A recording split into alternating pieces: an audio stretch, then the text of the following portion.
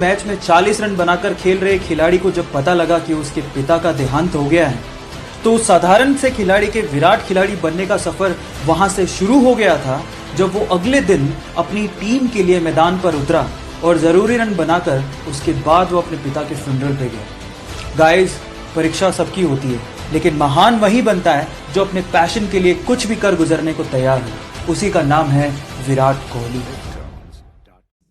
2004 के ओलंपिक में जब वो रेसिंग ट्रैक पे उतरा तो उसके देश को एक मेडल की उम्मीद कम से कम उससे जरूर थी, लेकिन जंक फूड ज्यादा खाने की वजह से और अपनी छोटी छोटी गलतियों की वजह से वो सेकंड लास्ट ही आ पाया। लेकिन उसने हार नहीं मानी, अपनी गलतियों पे काम किया और 2011 और 2015 के ओलंपिक्स में 8 गोल्ड मेडल जीत के सारी कसर निकाल दी। जी हाँ, मैं बात कर रहा हूँ उसैन बोल्ट की। एक इंटरेस्टिंग फैक्ट बताता हूँ, पिछले 3 ओलंपिक में उसैन बोल्ट सिर्फ 115 सेकंड ही भागे और 115 सेकंड के लिए उन्हें 119 मिलियन डॉलर्स मिले, यानी कि हर एक सेकंड के लिए अप्रोक्सीमेटली $1 मिलियन।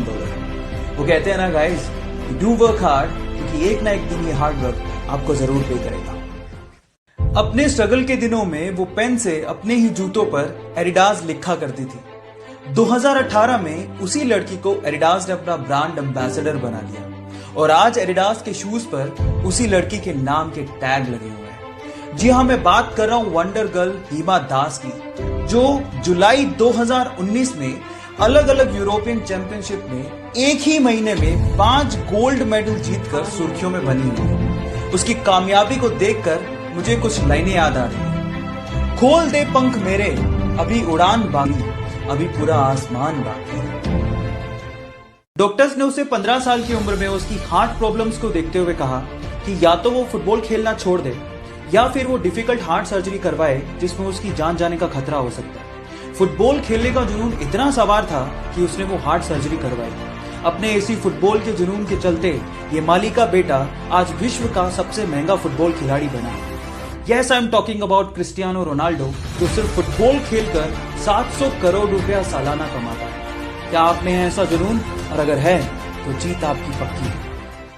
माइकल फेलिप्स ने 2008 में पब्लिकली अनाउंस कर दिया कि वो अगले ओलंपिक में 8 गोल्ड मेडल जीत के लाएगा। फिर क्या था, मीडिया ने, लोगों ने उनका मजाक उड़ाना शुरू कर दिया। लेकिन माइकल फेलिप्स ने इन्हीं लोगों की इन बातों को अपना मोटिवेशन बनाया और दिन में 12-12 घंटे स्विमिंग की प्रैक्टिस करने लगे। अचानक से एक एक्सीडेंट में उन्होंने अपना हाथ फ्रैक्चर कर लिया। डॉक्टर ने साफ मना कर दिया कि अगले ओलंपिक में आप पार्टिसिपेट नहीं कर सकते। लेकिन इसके पागलपन के आगे मुसीबतें कुछ नहीं थी। उसने पैरों से स्विमिंग करनी शुरू कर दी और फाइनली फिर क्या था, अगले ओलंपिक में एक वर्ल्ड रिकॉर्ड के साथ टोटल 8 गोल्ड मेडल उसने जीते। इसी को कहते हैं, अगर आप जिद करते हो तो जीत आपकी पक्की है।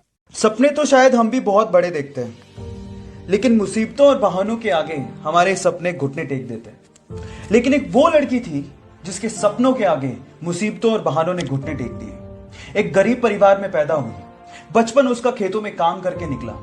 15 साल की उम्र में उसने सोचा कि वो बॉक्सिंग में अपना करियर बनाएगी। घर से कोई सपोर्ट नहीं था, ना ही ट्रेनिंग के लिए कोई सुविधाएं थी, लेकिन उसकी जिद के आगे सारी मुसीबतों ने घुटने टेक दिए। जी हाँ, मैं बात कर रहा हूं 6 times world amateur boxing champion, 5 times Asian women championship winner, Asian games 2014 gold medalist, Olympics 2012 bronze medalist, 2013 Padma Bhushan winner, 2003 Arjuna award winner and 2006 Padma Shri Mary com.